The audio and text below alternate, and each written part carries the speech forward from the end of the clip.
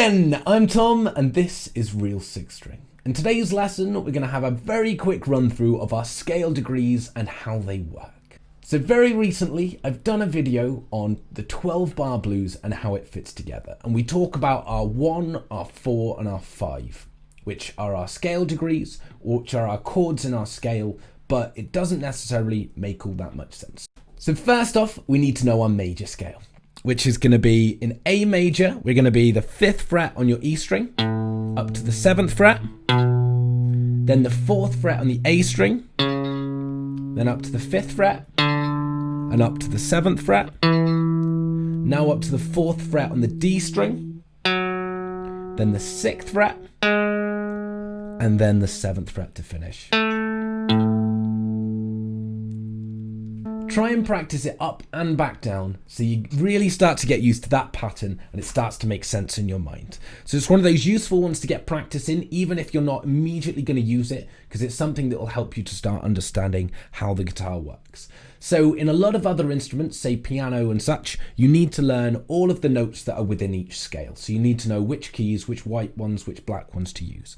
Whereas on guitar, we learn our patterns. So it means here in A major, exactly that pattern starting on the 5th fret there, which is our A. If we move that up by 2 frets to our B and play the exact same pattern,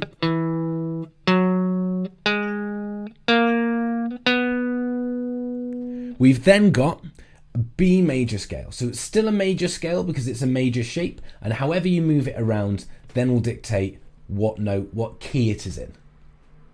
And then from there, each of our scale degrees is one of the notes. So number 1 is going to be our first note. So in A major here, it's going to be A, then 2, then 3, 4, 5, 6, 7, and that's how many scale degrees we have. And number 8 there is your octave of your first one. So that would be number 1 again, but of an octave higher.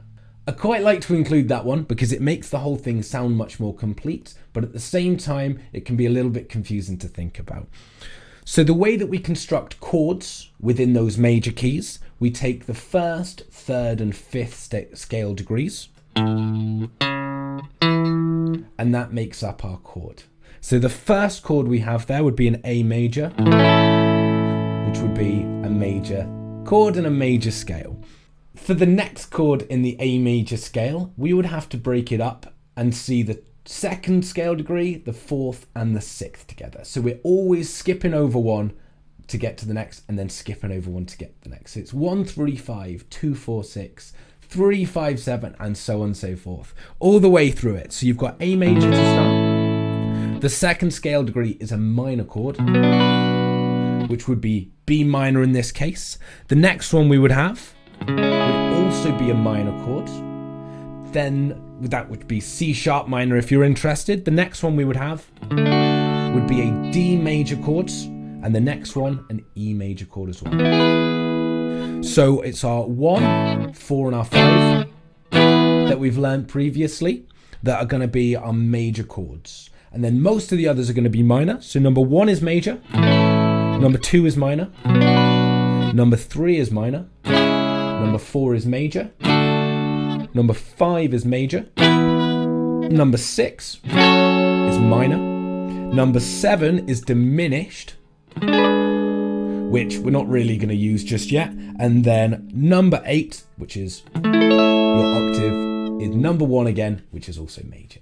So your 1, 4 and 5 are your major chords. All of the rest, other than the 7th, which we're not really going to pay attention to just yet, are your minor chords. So that's how you break them up and that's how you understand them. When you see them as Roman numerals, it's literally just the exact same. An I is 1, I is 2 and so forth. But when you see it as a capital, it means it's a major chord. If you see it as a lowercase letter, it's a minor chord.